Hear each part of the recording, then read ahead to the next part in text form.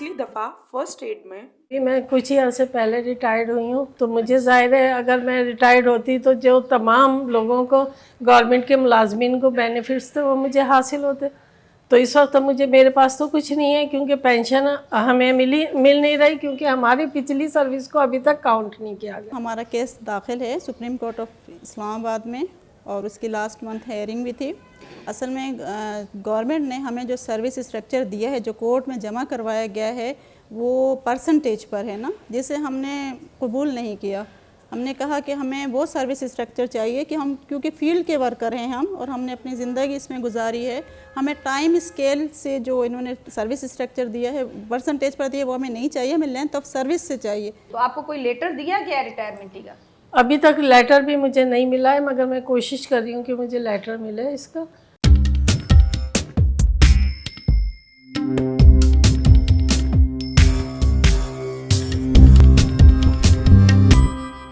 दोनों चीज़ों पे, जैसे आप रिटायर हो गई हैं, खालियात चली गई हैं, आपने बड़ा तफसील से बताया है, तो मैं चाहूँगी कि जो हमारे एक्सपर्ट हैं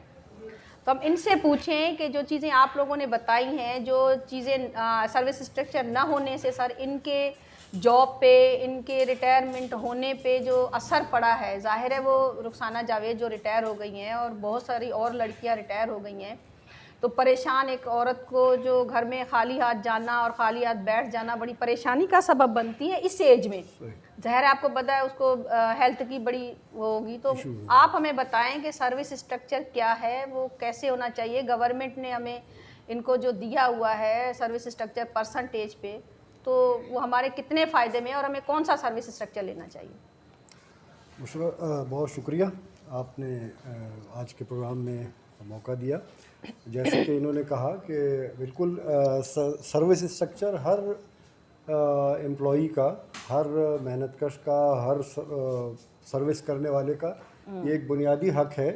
कि जब वो पहले दिन सर्विस ज्वाइन करे तो उसे पता होना चाहिए कि जहाँ पे मैं काम कर रहा हूँ, जिस पोस्ट पे, उसकी क्या तनख्वाह है, उसके क्या प्रिविलेजेस हैं, उसको क्या सहूलतें हैं, फिर मैं यहाँ से प्रमोशन कितने अरसे बाद मुझे नेक्स्ट ग्रेड में मिलेगी। क्योंकि इंसान की फितरत ये है कि वो हर कुछ अरसे बाद एक काम से वो थक जाता है, बेजार हो जाता है या उसकी दिलचस्पी खो जाती है। लेकिन अगर उसे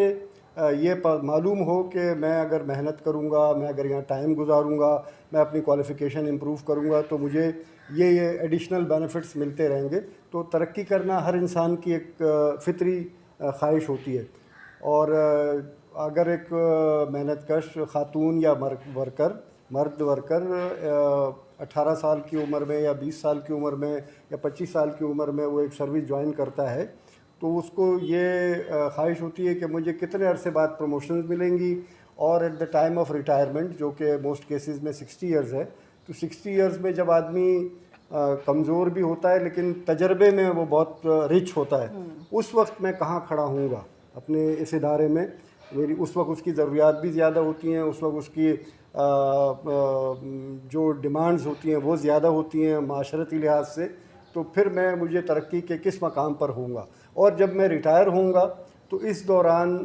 इस सारी सर्विस का मुझे जिस तरह दूसरे गवर्नमेंट एम्प्लॉइज़ की या इदारों में काम करने वालों को बेनिफिट मिलता है, किसी को पेंशन मिलती है, किसी को प्रोविडेंट फंड मिलता है, किसी को ग्रेजुएटी मिलती है, तो आया मुझे ये चीज़ें अवेलेबल होंगी कि नहीं होंगी। तो ये बड़ी बदकिस्मती की बात है कि इतनी बड़ी वर्क फोर्स है, और मुझे बड़ी हैरत हुई ये सुन के कि डॉक्टर्स की या पैरामेडिक्स की या अब आप लेडी हेल्थ वर्कर्स की भी सर्विस स्ट्रक्चर तक मौजूद नहीं है। और जैसे कि इन्होंने बताया कि जो स्ट्रक्चर सुप्रीम कोर्ट के ऑर्डर पर दिया गया है या जमा कराया गया है, उसमें भी